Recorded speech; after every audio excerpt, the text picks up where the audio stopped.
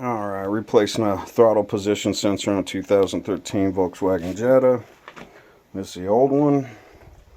That's the new one.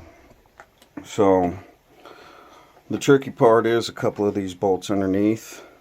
I put them back in there just so I wouldn't lose them. The pro tip is, once you get this thing off, and if you're working outside, you don't want to be picking stuff out of the ground, put some tape on here so that way if your driver sticks to it, this tape will catch it, and then you're not searching for bolts. So there's that.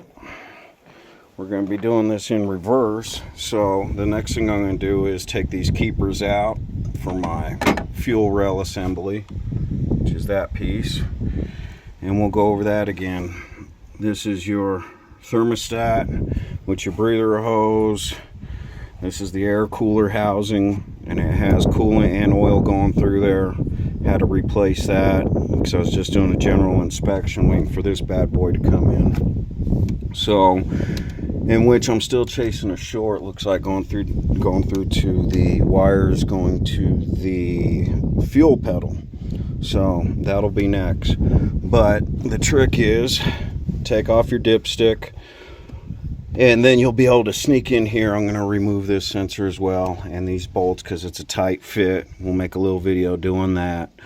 But what you're going to want to use for this job is some long hemostats. You can get them at Harbor Freight. A pair of tweezers that are angled. This tool is for removing plastic clips. It comes in handy for everything. And you're going to need a double extension, something like this, because what has to happen is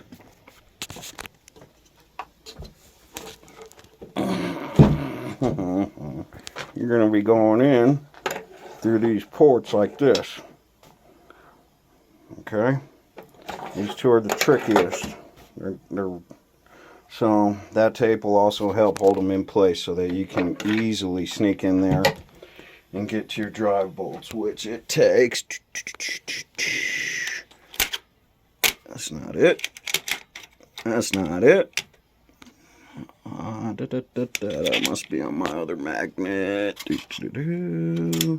Square drive. There it is. It's not square, actually. Anyways, there you have it. That's what it takes. That's what we got going on. We'll do another little video about that. But that's what has made it a lot easier for me. And here's something interesting. Pro tip. I got some metal clips. This plastic one broke. Ordering them's a pain.